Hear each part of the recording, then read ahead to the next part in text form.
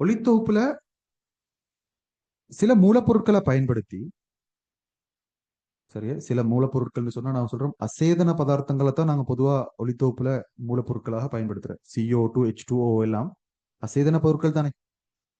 அதை மூலப்பொருளாக பயன்படுத்தி நாங்க ஒளித்தொகுப்பு செஞ்சு சேதன சேர்வைகளை உற்பத்தி செஞ்சோம். அதான ஒளித்தொகுப்புல செஞ்சது.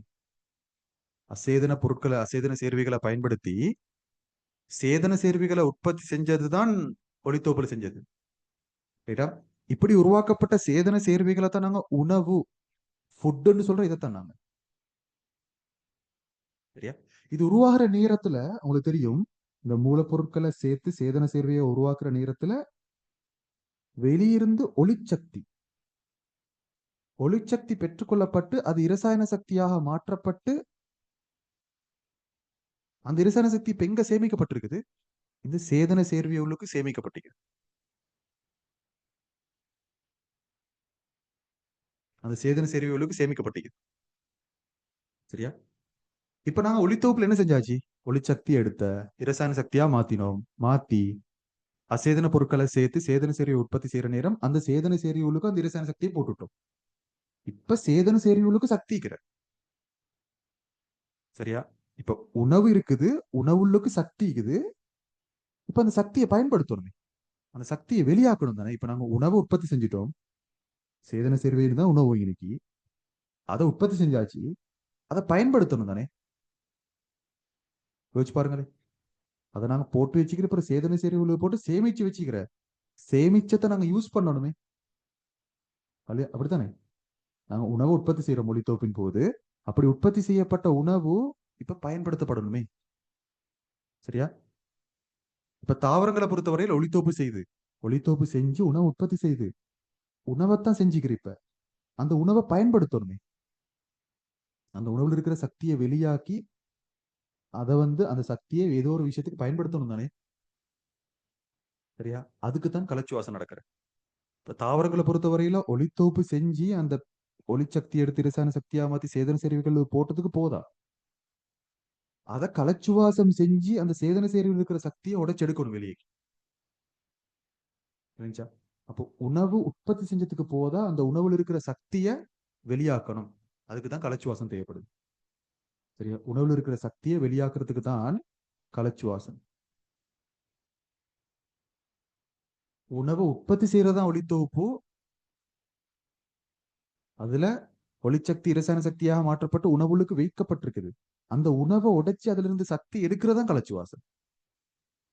ஒளித்தொகுப்புலையும் கலச்சுவாசலையும் நடக்கிற வித்தியாசம். சரியா? இப்ப நாங்களா இருந்தாலும் நாங்க உணவு உற்பத்தி செய்யறோம்ல, நாங்க ஒளித்தொகுப்பு செய்யறோம்ல மனிதர்கள். நாங்க உணவு சாப்பிடுறோம் தானே. அந்த சாப்பிட்ட உணவு அதுக்கு சக்தி இருக்குது. சாப்பிட்ட உணவுன்றக்குள்ள அதுல சக்தி இருக்குது. அந்த சக்தியை வெளியாக்கணுமே. சரி, அதுக்குதான் கலச்சுவாசம் நடக்குது. அந்த சக்தியை வெளியெடுக்கிறதுக்கு, உணவுல இருக்கிற சக்தியை வெளியெடுத்து அதை யூஸ் பண்ற வடிவத்துக்கு மாத்தி கொள்றதுக்கு கலச்சுவாசம் நடக்கும்.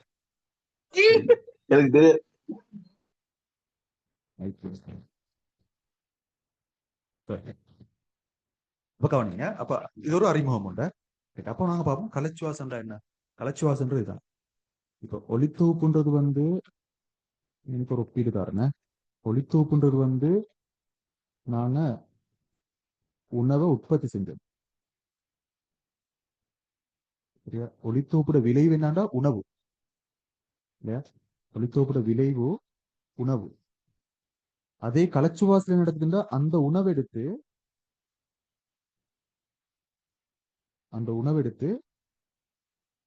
அதுல இருக்கிற சக்தியை பிரிச்செடுக்கிறது. அதான் கலச்சுவாசம். சரியா? உங்களுக்கு தெரியும் ஒளித்தொகுப்புல உணவுன்னு சொல்லக்குள்ள நாங்க எதை சொல்றேன்? ஒளித்தொகுப்புல உணவுன்றதுக்குள்ளே ஒளித்தொகுப்பின் போது பிறதான் அந்த குளுக்கோஸ் மாப்பொருளாக மாற்றப்பட்டது, இல்லாட்டி சுக்ரோஸாக மாற்றப்பட்டது. இப்போ நாங்க ஒளித்தொகுப்புல இருந்து வாரதுன்னு சொல்லக்குள்ள பொதுவா சொல்லக்குள்ள நாங்க கார்போஹைட்ரேட்னு சொல்லலாம். ஒளித்தொகுப்புல இருந்து எங்களுக்கு கிட்டத்தட்ட டிரெக்டா கிடைக்கிறது கார்போஹைட்ரேட் தான். ஆனா அந்த ஒளித்தொகுப்பின் போது வரக்கூடிய குளுக்கோஸ் அமினோமிலங்களாக மாற்றப்பட்டு அதிலிருந்து புரதங்கள் வரலாம். அது மாதிரி ஒளித்தொகுப்பின் போது வரக்கூடிய குளுக்கோஸ் கொழுப்பமிலங்களாக கிளிசரோலாக மாற்றப்பட்டு லிப்பிட்டுகள் உருவாக்கப்படலாம். அப்போ ஒளித்தோப்புட விளைவுகள் வந்து கடைசிக்கு கார்போஹைட்ரேட்டு, புரதங்கள், லிப்பிட்டுகளாக வருது. இப்ப நாங்க உணவுன்னு சொல்றது இந்த மூணையும் தான் பிரதானமா. கார்போஹைட்ரேட், புரதங்கள், லிப்பிட்டுகள். சரியா? இப்ப கலச்சுவாசத்துல நாங்க என்ன செய்யறோம்? இந்த கார்போஹைட்ரேட், லிப்பிட்டுகள், புரதங்களை உடைச்சி கார்போஹைட்ரேட்டுகள், புரதங்கள், லிப்பிட்டுகள் இது உள்ளுக்கு இப்ப சக்திக்கிறதானே.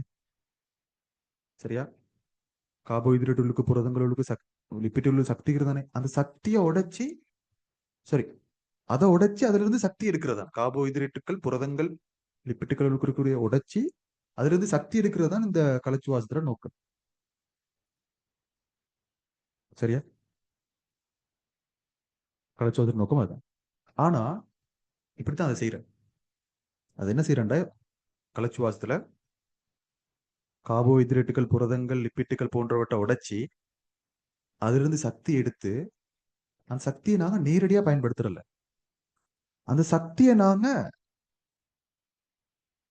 ஏடிபின்னு சொல்லக்கூடிய மூலக்கூறுகளுக்கு போட்டு வச்சுக்கொள்றோம். தேவைப்பட்டா இந்த ஏடிபி உடைச்சு சக்தி எடுத்துக்கொள்றோம். அதே சார் அது இது என்னடா இது, உணவுல இருக்கிற சக்தி எடுத்து உடைச்சு ஏடிபி போட்டுட்டு திரும்ப ஏடிபில இருந்து திரும்ப சக்தி எடுக்கிற தேவைப்பட்ட நேரம் டிரெக்டாவே எடுக்க தானே. இந்த புரதங்களை உடைச்சு அதுல இருந்து டிரெக்டாவே சக்தி எடுக்க தானே. அந்த வேலை செய்யறல. கலச்சுவாசத்துல என்ன நடக்கிறேன்டா, இந்த உணவுன்னு சொல்லக்கூடிய இந்த சேதன சேர்வைகளுக்கு தானே. சரியா? சேதன சேர்வைகளை ஆர்கானிக் கம்பவுண்ட்ஸ் கிட்ட இதுல இருந்து கிடைக்கக்கூடிய சக்தி எடுத்து நாங்க ஏடிபி வடிவத்துக்கு மாத்தி வச்சுக்கொள்றோம். தேவைப்பட்ட ஏடிபி உடைச்சுதான் சக்தி எடுக்கு. சரியா? அப்பதான் கேள்வி வாரு, ஏன் அப்படி நாங்க செஞ்சோம்? லிப்பிட்ல இருந்து ஏடிபியை உருவாக்கி திரும்ப ஏடிபி உடைக்க வேண்டிக்குது. லிப்பிட்டை உடைக்கிற நேரமே அந்த சக்தியை பயன்படுத்திச்சு தானே. அந்த வேலை செய்யறல. சரியா? நாங்க அந்த வேலை செய்யறல. சரியா? அது ஏன் தெரியுமா? இப்ப கார்போஹைட்ரேட்டுங்களே சும்மா ஜஸ்ட் நான் உங்களுக்கு குளுக்கோஸ் சொல்றேனே. சரியா? குளுக்கோஸுக்கு நிறைய சக்திக்கிற. சரியா? ஆனா சக்தி தேவைப்படுற நேரம் அந்த குளுக்கோஸ் எங்களுக்கு அனுப்பலாம். ஏதாவது ஒரு விஷயத்துக்கு சக்தி தேவைப்பட்டு குளுக்கோஸ் எங்களுக்கு பயன்படுத்தலாம். குளுக்கோஸுக்கு சக்தி இருந்ததுக்கு என்ன, குளுக்கோஸ் எங்களுக்கு உடைச்சல உடனே. அது உடையிறது பெரிய தாக்கம் தெரியுமா. நாங்க படிப்போம். இப்ப குளுக்கோஸ் உடைக்கிற தாக்கமே வந்து எத்தனையோ படிமுறையில நடக்கும். மண்ட குழம்பு உங்களுக்கு இப்ப. ஆனா குழம்பாத மாதிரி கார்ட்டூன் பாக்குற மாதிரி சொல்லி தர போறேன் உங்களுக்கு நான் இப்ப. சரியா? லேசில குளுக்கோஸ் உடைக்கலாம். அது மாதிரி குளுக்கோஸுக்கு நிறைய சக்திக்கிற. ரைட்டா? அப்ப எங்களுக்கு தேவைப்படக்குள்ள குளுக்கோஸ் உடைச்சா எங்களுக்கு அளவுக்கு அதிகமா சக்தி வந்துடும். நான் சொல்ற விளங்குதா? அளவுக்கு அதிகமா சக்தி வந்துடும். அப்ப நாங்க என்ன செய்யறோம்டா, குளுக்கோஸ்ல இருக்கிற சக்தி எடுத்து அதை பிரிச்சு பிரிச்சு பிரிச்சு ஒரு குளுக்கோஸ் உடைச்சா கிட்டத்தட்ட எங்களுக்கு ஒரு 30 ஏடிபி மாதிரி உற்பத்தி செஞ்சு கொள்ளலாம். குளுக்கோஸ்ல இருக்கிற சக்தியை வச்சுக்கொண்டு 30 ஏடிபிக்கு சக்தி கொடுக்கலாம். கொடுத்து 30 ஏடிபி உற்பத்தி செய்யணும். கிட்டத்தட்ட நான் சொல்றேன், எவரேஜா சொல்றேன். அதை விட கூட உற்பத்தி செய்ய மேலும். சரியா? அதை விட கூட உற்பத்தி செய்ய மேலும்.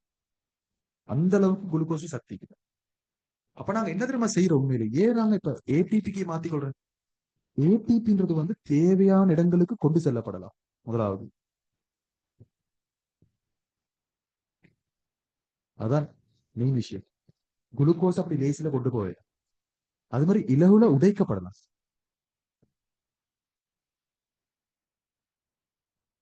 உடைக்கிறதுக்கு எல்லாம் பெரிய படிமுறையெல்லாம் தேவை. ஒரு தாக்கம், ஒரு தாக்கத்துல உடைஞ்சி அதுல இருந்து சக்தி வெளியாது. சரியா? அதனாலதான் சக்திய குளுக்கோஸ்ல இருக்கிற சக்தியை குளுக்கோஸுக்குள்ளேயே வச்சு கொண்டு இருந்துட்டு சரியா பயன்படுத்தும் வரைக்கும் குளுக்கோஸுக்கே வச்சுக்கொள்ளாம அந்த குளுக்கோஸை உடைச்சு ஏடிபிக்கு மாத்தி வச்சுக்கொள்ற தேவைப்பட்ட நேரம் ஏடிபி உடைச்சுதான் சக்தி எடுக்கிற. சரியா? விளங்குது உங்களுக்கு? ஏன் குளுக்கோஸ் இருக்கிற சக்தியை குளுக்கோஸுக்கே வச்சுக்கொண்டு தேவைப்பட்ட நேரம் பயன்படுத்தாம ஏன் நாங்க ஏடிபிக்கு